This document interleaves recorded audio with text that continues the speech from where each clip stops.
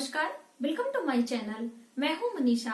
आज हम लोग जानेंगे कि हम अपने बच्चों का नाम कैसे रखें और बच्चों का नाम रखते समय किन किन बातों का ध्यान रखना चाहिए, बच्चों का नाम हमें कब रखवाना चाहिए, बच्चों का नाम परिवार के किस सदस्य रखवाना शुभ होता है और बच्चों का नाम रखते समय कैसा माहौल होना चाहिए, ये सारी बातों की जानकारी आज हम इस वीडियो में देंगे। दोस्तों, हमारे हिंदू मान्यता के अनुसार 16 संस्कारों में एक संस्कार आता है नामकरण संस्कार, जो कि हमारे शास्त्रों में भी है, हमारे पुराणों में भी है, विष्णु पुराण में है और हमारे गरुड़ पुराण में भी है। हर जगह नामकरण संस्कार की बातें आती हैं।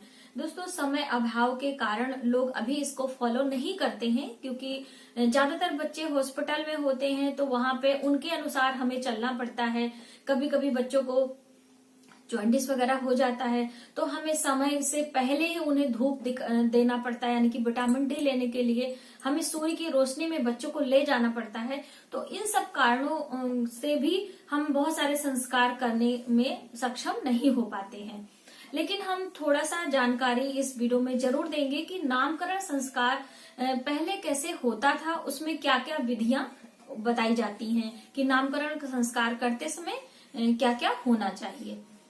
दोस्तों, नाम बहुत ही सोच समझ के रखना चाहिए, क्योंकि नाम हमारे व्यक्तित्व की पहचान होती है।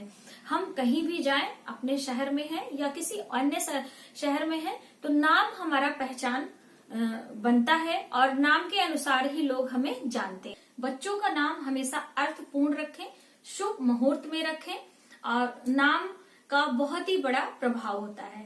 तो चलिए हम अपनी वीडियो को स्टार्ट करते हैं। और वीडियो स्टार्ट करने से पहले अगर आप हमारे न्यू व्यूअर्स हैं, पहली बार हमारे चैनल पे आए हैं, तो प्लीज हमारे चैनल को सब्सक्राइब जरूर करें। सब्सक्राइब करने के लिए सब्सक्राइब बटन को दबाएं, उसके बाद जब बेल आ जाएगी तो उसे आपको प्रेस करना बहुत ही आवश्यक है। उसमें आपका कोई डेटा चार्ज नहीं लगेगा, बिल्कुल फ्री है। पहले बात करेंगे नामकरण संस्कार की। दोस्तों, पहले हमारे जो शास्त्रों में निहित है वो मैं आपको शॉर्ट में बताना चाहूंगी, जिससे आपको जानकारी हो कि नामकरण संस्कार में होता क्या था। नामकरण संस्कार बच्चे के जन्म के 10वें या 11वें दिन होता था और किसी भी बच्चे के जन्म का दूसरा संस्कार नामकरण संस्कार होता है। पहला संस्कार चौथे या 5वें दिन किया जाता था, जो कि अब बिल्कुल ही संभव नहीं है, क्योंकि उस समय तो हॉस्पिटल में ही होते हैं, चाहे बच्चे आपके नॉर्मल हो या फिर सिजेरियन से। तो कैसे भी हो तो हॉस्पिटल में आपको रहना है, तो वहां तो ये सारी चीजें संभव नहीं हो सकती हैं। लेकिन नामकरण संस्कार संभव हो सकता है, क्योंकि वो जन्म के 10वें या 11वें दिन होता है। 10वें या 11वें दिन से मतलब होता है कि उस दिन ही बच्चे की माँ और बच्चे को पहली बार स्नान कराया जाता है। जो स्नान कराने से पूर्व स्नान वाले जल में कुछ महत्वपूर्ण चीजें डाली जाती हैं और उस पे मुहूर्त का बहुत बड़ा महत्व होता है। किसी खास मुहूर्त में ही बच्चे को स्नान कराया जाता है और उसकी माँ को।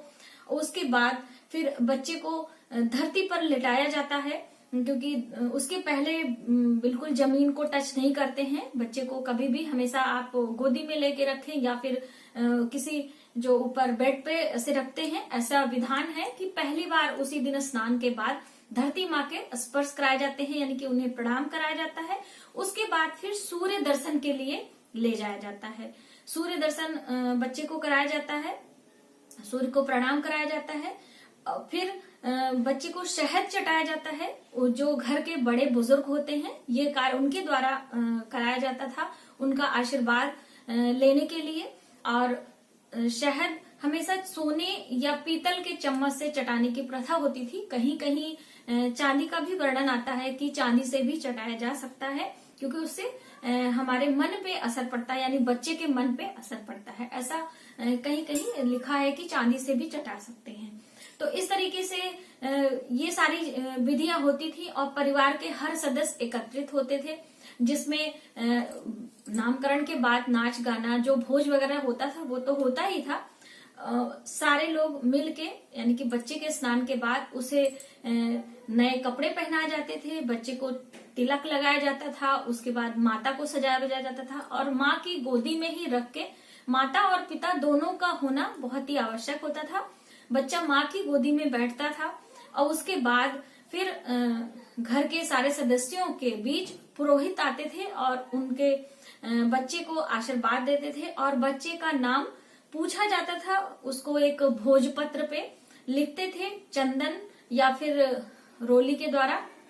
उसके बाद माता पिता पहली बार बच्चे के कान में वो नाम यानी कि जो नाम बुलाया जाएगा उसको बोला जाता था। माँ और पिता दोनों एक साथ बच्चे का नामकरण इस तरीके से करते थे और नामकरण करने से पहले बच्चे के जन्मांक के अनुसार उसका जो राशि नाम होता था उसको भी बताया जाता था, लेकिन राशि का नाम हमेशा गुप्त रखा जाता है।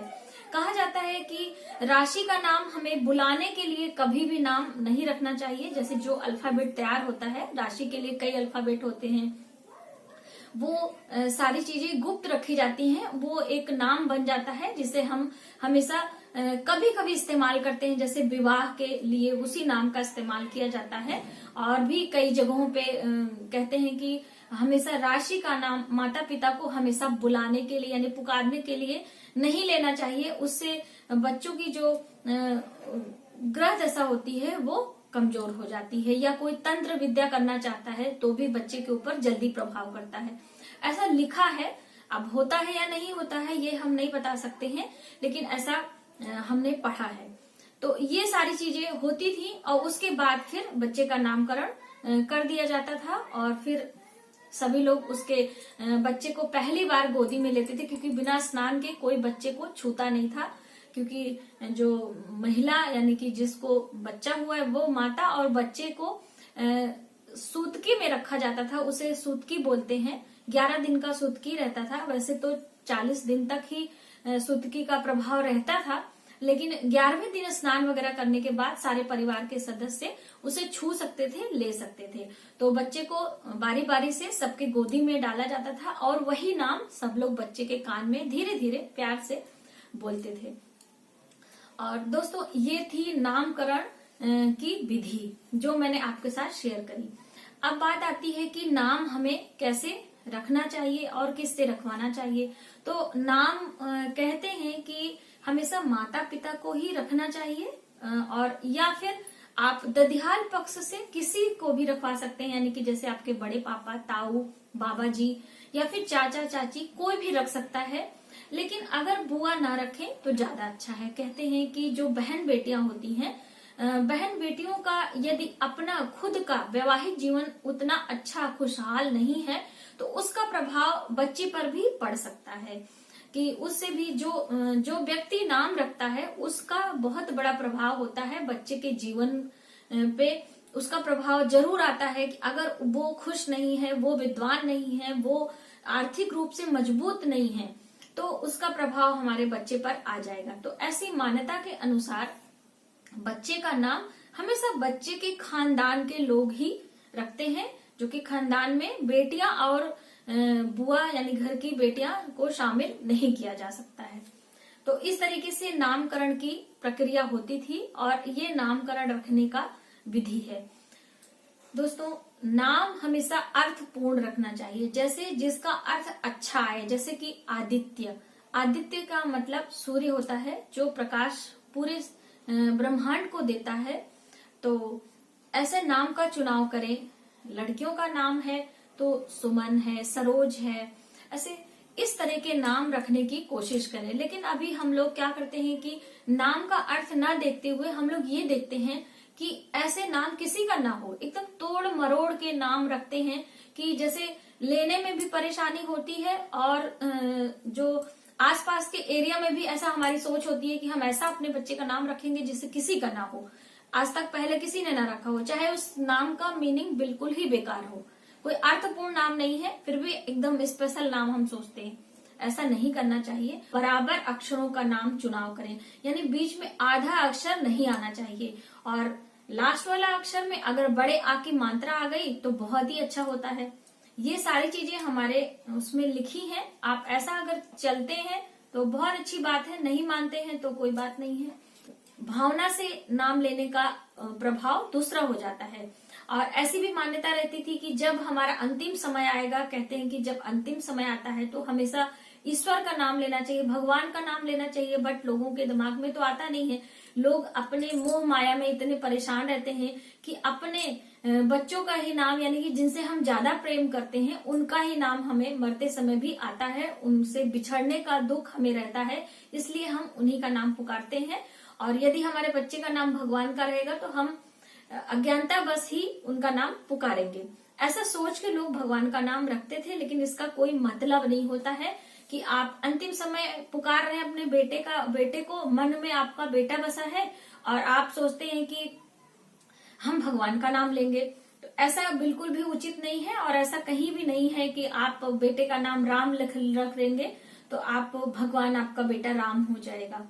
राम बेटे को रखने से पहले आपको दशरथ और कौशल्या बनने की कोशिश करनी चाहिए। ये एक छोटी सी बात आप ध्यान में रखें कि जब भी आप सोचें कि हमारा बच्चा राम बने तो पहले आप दशरथ और कौशल्या बनिए, उसके बाद आपका बेटा राम अपने आप ही बन जाएगा। तो दोस्तों, ये थी हमारी जानकारी नाम को लेके। अगर हमारी वीडियो आपको हेल्पफुल लगे तो प्लीज हमारी वीडियो को लाइक करें, शेयर करें, सब्सक्राइब जरूर करें न्यू वीडियोस के लिए, और अपने बच्चे का नाम रखते समय जरूर अर्थपूर्ण नाम हमेशा रखें।